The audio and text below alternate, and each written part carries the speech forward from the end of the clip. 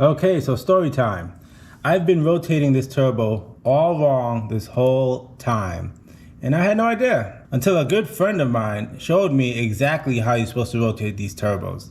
These 6 bolts here, all you have to do is loosen them up, and this whole plate turns, allowing you to rotate just the turbo without having to move any of the other components, like the feed line and the return line, and all these bolts that I took off, completely unnecessary. So if you're doing this in the future, learn from my mistake and just remove those 6 bolts. You can rotate the turbo and save yourself a lot of heartache. So now we're gonna get this turbo mounted back onto the exhaust manifold and get the rotation and the lines all situated to where they need to be. Another day and we're back at it again. So these are 2 lines. This is our oil feed line to the turbo, and this is our return line from the turbo to the oil pan.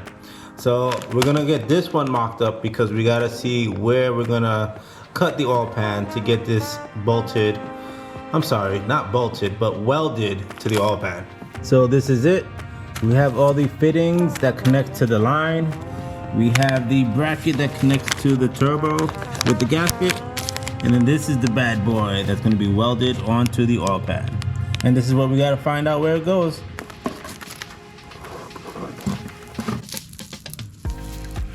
So we got this fitting all situated. So if you guys wanna know how to do this in your garage without having like a clamp and all these special tools, I'm gonna show you guys exactly how I did it. So I got a 27-inch wrench. Funny enough, I think I bought this for another thing that we have to do in the car, so double use out of this purchase. Nice. I put the wrench on the floor. Of course, you want to start the fitting by hand and get it as far as you possibly can by hand. And then what I did was I put the fitting into the wrench. Let me get the camera down so you can see a little better. I put the fitting into the wrench, and then I put my knee on it to hold it from the wrench from twisting. And then I pushed down while turning the braided line. And I kept pushing it down and turning the braided line into it until it hit the lip of the fitting inside.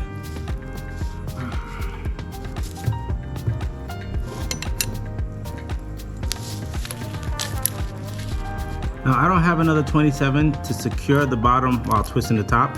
But that's okay for now because we're just doing a mock-up, and I'll get it tightened up later on once I have the correct tools, because I don't want to scratch up the nice pretty red that it's painted on.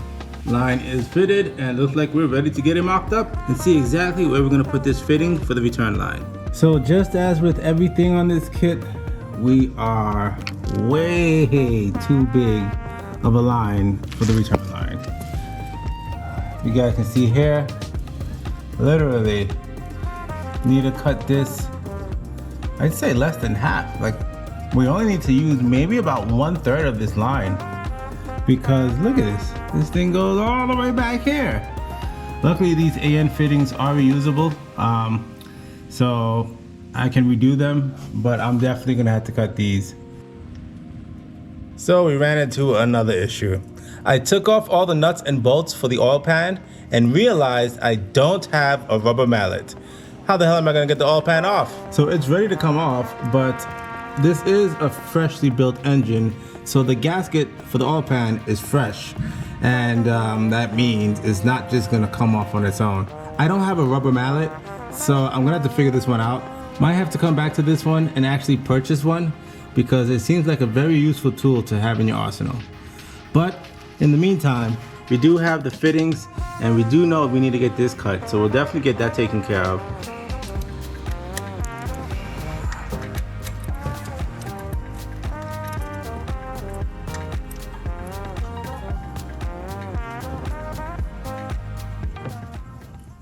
It's done, guys. We got it modified. Here's the finished product.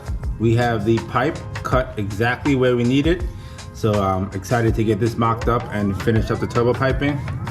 And we have the oil pan and the bong welded not only on the outside, but on the inside. Pretty solid weld. So I got the work done at a shop called Velocity Race Fab. The owner, Chris, super nice guy. super awesome. I mean, his work was fantastic. His prices was more than fair.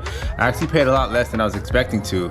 Highly recommend him to anyone looking to do fabrication work. He is just such a great guy. He got me in a pinch. Essentially, he got me in the very next day when I messaged him, just to knock out these two little modifications I needed.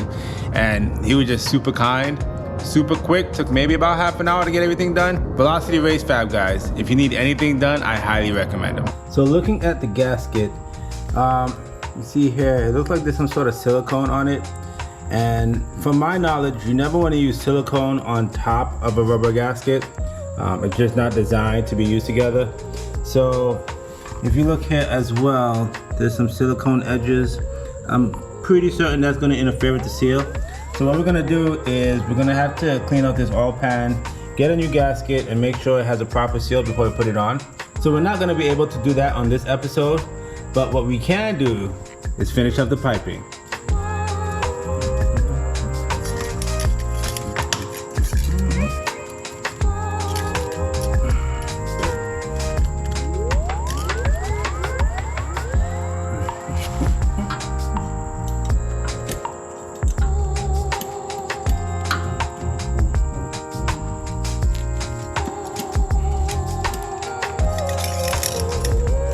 Sorry guys, the camera overheated and I had to cool it down, but the show must go on, right? So I finished up the mock-up and everything fits fantastically. Walk around here, and as you guys can see, the pipe comes up over to this bend here onto the turbo. I did have to rotate the turbo a little bit just to make sure it lines up properly, but yeah, I'd say that works perfectly. I just gotta tighten up all these freaking clamps. I'm not a fan of all these clamps, but I mean, we gotta do what we gotta do for now to make it work, right? Now, I did run into one issue, and it is such a stupid issue, and I'm gonna show you guys that right now. And that issue is right here at the turbo return line. So because I had to let me get a good angle for you guys. Perfectly. So because I had to rotate the turbo, this bolt now is literally right in the middle of where this goes. You might be thinking, well, that's not a big deal, right? Yeah, you think that until you start to screw this in, and then it starts connecting with this bolt, stopping this from screwing in. That is such a stupid problem to have. But I'm gonna have to figure this one out because I can't get this screwed in. The turbo is in a perfect angle for the piping to fit without any stress. And I don't really want to turn the turbo just to get this in. So it is an issue I'm gonna have to resolve. I might have to shave down the bolt or maybe get a different fitting that's a little skinnier so it could fit with the bolt in the way. But that's a problem that we're gonna have to solve. But for now, everything is mocked up. Everything looks pretty good.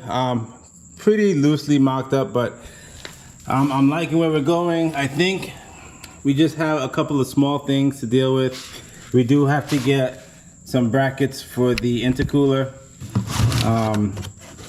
And then it's not gonna sit perfectly centered, but that's fine. I mean, I don't really need it perfectly centered. As long as we can get the bumper on and have this straight, I think we will be pretty solid. And I think I like the offset look a little bit. We'll just leave it like this, get it secured. But for now, I think this is where we're going to have to call it. We're getting close, guys. Just a lot of small problems we got to deal with now. And, you know, we don't want to overlook these small problems.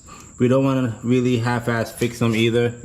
But this is what you get when you try to build a turbo Civic with a budget of under $5,000, which I am pretty certain we're gonna be above now. Once again, thanks Chris for helping me out. I'll put the updated budget in the corner so you guys could take a look and see where we're currently at with the build. But it's coming along. It's just a lot of small things that we have to do now. So hopefully in the next episode, we can take care of a lot of these small issues that are coming up. We can get the new gasket for the oil pan.